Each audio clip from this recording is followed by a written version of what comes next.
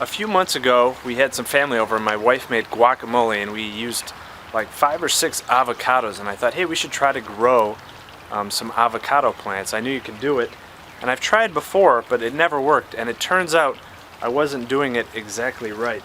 And since then, we actually cut up a few more avocados. So in the past couple months, we had 9 avocado plants we're trying to grow, and the reason I screwed up before was I wasn't giving it enough time. I thought, you know, these big seeds, they would sprout in like a week or so. It turns out it's more like a month or 2 before these things sprout. So, the quick background is one of the avocados was a natural one or an organic one. The seed was smaller and that one hasn't sprouted. But from what I've seen, I can't really correlate anything between the size of the seed and whether it sprouts or what type of avocado it is. Some of them have sprouted and some of them haven't. We've done the exact same thing, put them in the exact same place, and some have grown and some haven't. But they've taken 2 or 3 months to get to this point. So the easiest way that most people show how to do it is you take the avocado seed, you clean it off, and then you take 3 or 4 toothpicks and you stick it in the center around the equator of it, and you set it on a cup where just the bottom half of the seed is wet, the top half is dry.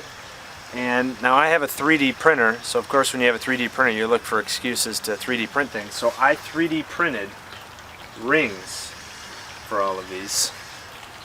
So I 3D printed a little holder that sits in the cup, and you set the seed on it just like this, and it sits there in the water.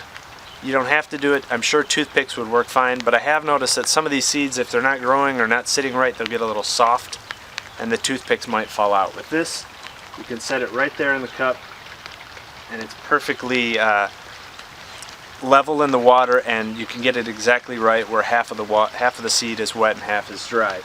So you can see some of these, like these 2 right here, are just starting to sprout, and those have been a couple months. There's another one up here that's grown really well, and it already has some leaves and a really good root, and that's the same time frame. And these ones in the back are also the same time frame. So some of these have split open, some of these have started growing. You can tell when it's starting to work because it'll really split open like this, and you'll see the root coming down first, and then maybe a month later you'll see the stem come out the top. But you can see, like I said, a lot of these we've done the exact same time, and these haven't really grown. So you kind of have to get a whole bunch of them and hope that they work. We just recently moved them out here to this little outdoor greenhouse. Originally they were sitting in our kitchen window, right on the ledge, right by the window. I'm not sure if it needs sunlight. I'm sure that doesn't really matter, but you probably want a nice warm place to let the seed grow. But like I said, out of the 9 we have, only 3 have really grown. The 2 here and 1 up here. No roots have come down from the other ones. No stems have come out, nothing. And we've done the same thing, and they're all roughly the same time. Some of these are later, but they're all roughly the same time, about 2, 3, 4 months to get to this point.